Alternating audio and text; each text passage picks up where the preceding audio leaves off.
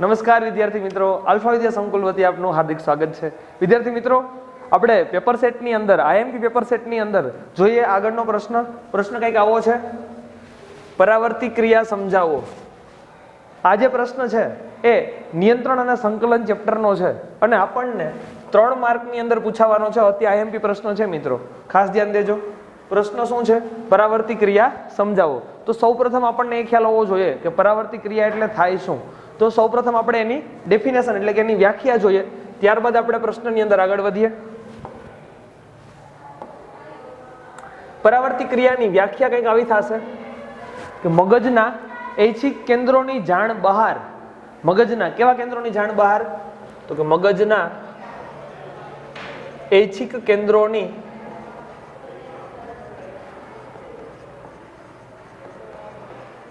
જાણ બહાર થતા અનૈચ્છિક અને ઝડપી પ્રતિચારને શું કહે છે? તો કે પરાવર્તી ક્રિયા કહે છે. કોના? તો કે મગજના કેવા કેન્દ્રોની જાણ બહાર? ઐચ્છિક. ઐચ્છિક યાની કે ઈચ્છા અનુસાર થતી ક્રિયા. ઐચ્છિક કેન્દ્રોની જાણ બહાર, એનો મતલબ કે ઈચ્છા અનુસાર થતી ક્રિયા નથી. આ મગજના ઐચ્છિક કેન્દ્રોને ખબર નથી પડતી ત્યારે આ ક્રિયા થઈ જાય છે. મગજના ઐચ્છિક કેન્દ્રોની જાણ બહાર થતા કેવો પ્રતિચાર? અનૈચ્છિક પ્રતિચાર. એનો મતલબ કે આપણે ઈચ્છા વગરનો પ્રતિચાર, જે આપણને મગજમાં નથી, કલ્પના નથી, તેમ છતાં તાત્કાલિક આપણે કંઈક એક્શન લેવાના છીએ, ઝડપી એક્શન લેવાના છીએ, તો આ જે થતો પ્રતિચાર છે તેને કહેવાય પરાવર્તી ક્રિયા. આપેલા એક્ઝામ્પલની અંદર આપણે જોઈએ એટલે તમને વધારે ક્લિયર થશે. જો આ ભાઈ શું કરે છે તો કે એને ખ્યાલ નથી અને અચાનક જ શું કરે છે તો કે મીણબત્તીને અડી લે છે. તો શું થશે તો કે મીણબત્તીને હાથ અડાડી રાખીએ તો હાથ દાજી જવાનો છે. શું કરશું તો કે અડેલો હાથ તરત જ આપણે લઈ લેવાના છીએ. તો અડેલો હાથ તરત લઈ લેશું તો અડેલા હાથ તરત લેવા સુધીની જે માઇક્રો સેકન્ડનું આખું જે આપણા શરીરની અંદર ક્રિયા થાય છે આને કહેવાય પરાવર્તી ક્રિયા. હવે એ કઈ રીતે થાય છે સમજજો. અહીંયા હાથની અંદર જે સ્નાયુઓ છે ત્યારથી સંદેશો અંદર અંતરવાહી ચેતા દ્વારા અંદર ગયો છે, અંદર જાશે કરોડરજ્જુની અંદર. આનો આન્સર મગજ આપણને આપશે નહીં. એ એટલા માટે કે ઇમરજન્સીમાં મારે જરૂર પડી છે અને ત્યારે આનો આન્સર આપવાનો છે, એટલા માટે આનો આન્સર મને આપશે ઓનલી કરોડરજ્જુ. ઓકે, તો પરાવર્તી ક્રિયાની અંદર જવાબ કોણ આપશે, આન્સર કોણ આપશે, પ્રતિક્રિયા કોણ આપશે? તો કે કરોડરજ્જુ આપશે. ચાલો, સંદેશો અહીંથી અંદર જાય છે, ક્યાં ગયો તો કે કરોડરજ્જુની અંદર. કરોડરજ્જુમાં શું થશે તો કે પૃથ્થકરણીય ચેતાકોષ હશે. આ પૃથ્થકરણીય ચેતાકોષ શું કરશે તો કે સામે આન્સર આપશે. ભાઈ હાથ લઈ લે ફટાફટ. ઓ આન્સર આપ્યો. જો અહીંથી આમ નીચે આન્સર આવ્યો એટલે ભાઈએ શું કર્યું તો કે તરત જ હાથ પાછો ઉચકાવી લીધો. તો આ જે ક્રિયા છે એને શું કહેવાય? પરાવર્તી ક્રિયા. જોઈએ આપણે આપણા શરીરની અંદર સ્નાયુમાં કઈ રીતે આ ક્રિયા થાય છે. જો સ્નાયુનો જે અંતઃછેદ છે ત્યાં સુધી આ સંદેશો પહોંચ્યો છે. ચેતાકોષ દ્વારા શું થશે તો કે સંદેશાનું વહન થશે. સંદેશો અહીંથી અંદર ક્યાં જશે તો કે અંતરવાહી ચેતાની મારફતે કરોડરજ્જુ સુધી પહોંચશે.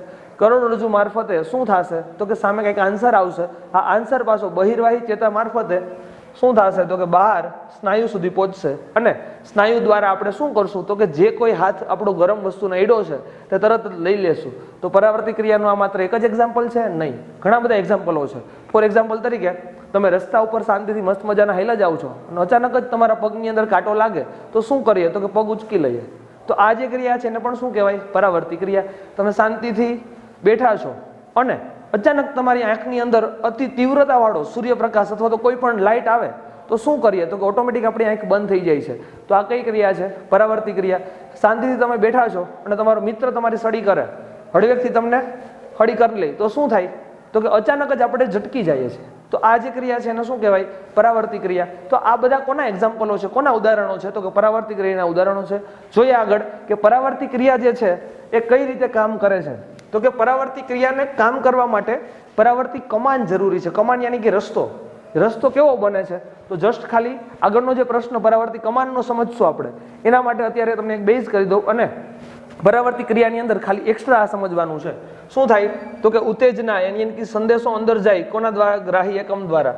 કરોડરજ્જુની અંદર જશે, કરોડરજ્જુ એનો આન્સર આપશે ચાલક ચેતા બહિર્વાહી ચેતા દ્વારા અને હાથના સ્નાયુ સુધી આ સંદેશો પહોંચશે. સંદેશો અંદર ગયો ત્યારથી સંદેશો બહાર આવ્યો ત્યાર સુધીનો આખો જે માર્ગ છે એને કહેવાય પરાવર્તી કમાન. પરંતુ આપણે અત્યારે જસ્ટ અહીંયા વાત એની કરવાની છે કે પરાવર્તી ક્રિયા. ઓકે, ફરી એકવાર પરાવર્તી ક્રિયાનું શોર્ટમાં રિવિઝન કરી જઈએ આપણે.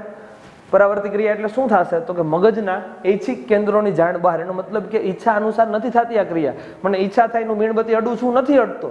ક્યારેક ઇમરજન્સીમાં અડાઈ ગયું છે, મને ખબર નથી તેમ છતાં અડાઈ ગયું છે. મગજના કેન્દ્રોની જાણ બહાર અડાઈ ગયું છે. એટલે કે ઐચ્છિક કેન્દ્રોને ખબર નથી. ઐચ્છિક કેન્દ્રોની જાણ બહાર થતો કેવો પ્રતિચાર તો કે અનૈચ્છિક અને ઝડપી પ્રતિચાર. તેને શું કહીએ છીએ? પરાવર્તી ક્રિયા. અને એક્ઝામ્પલ હમણાં જે કંઈ મેં આપ્યા છે આ બધા તમારે લખવાના થશે. હવે તમે કેવી રીતે લખશો પેપરની અંદર 3 માર્કમાં? તો કે પહેલા તમારે ડેફિનેશન લખવાની પરાવર્તન ક્રિયાની, ત્યારબાદ એના ઉદાહરણો લખવાના છે, અને ત્યારબાદ હવે એક સિમ્પલ આકૃતિ દોરવાની છે જેના કારણે આખો પ્રશ્ન આપણો ક્લિયર થાય. ઓકે, તો હવે આ જ પ્રશ્નને આપણે એક મસ્ત મજાના એનિમેશન વિડીયો સાથે સમજીએ. જો મિત્રો, એનિમેશન વિડીયો દ્વારા આપણે શું કરીએ તો કે આખી હમણાં જે થોડીક વાર પહેલા સમજ્યા આ જ પરાવર્તી ક્રિયાને આપણે આખી રિવાઇઝ કરીએ. કઈ રીતે થશે પ્રક્રિયા? તો કે જો આ ભાઈનો હાથ ક્યાં અડ્યો તો કે ગરમ વસ્તુનો અડ્યો, મીન્સ કે મીણબત્તીનો અડ્યો છે. એટલે શું થશે તો કે અડેલો જે હાથ છે એના દ્વારા એક્શન આપણે માઇક્રોસેકન્ડની અંદર લઈ લીધી. જો હાથ અડ્યો અને તાત્કાલિક આપણે હાથ ઊંચો કરી લીધો, તો આ સમય દરમિયાન એટલી માઇક્રોસેકન્ડમાં જે પ્રક્રિયા થાય છે શરીરમાં કઈ રીતે થાય આ આપણે એ શીખવાનું છે. ઓકે, કેવી રીતે સંદેશો અંદર દાખલ થશે, કેવી રીતે સામે એનો આન્સર આવશે, આ બધી વસ્તુ સમજવાની છે. હાથ અડેલો છે તો એનો સંદેશો ઓલમોસ્ટ બધા પ્રશ્નોનો આન્સર મગજ આપતો હોય, પરંતુ જ્યારે ઇમરજન્સીમાં જરૂર પડે છે ત્યારે આવી ક્રિયાનો આન્સર કોણ આપી દે છે તો કે કરોડરજ્જુ આપી દે છે.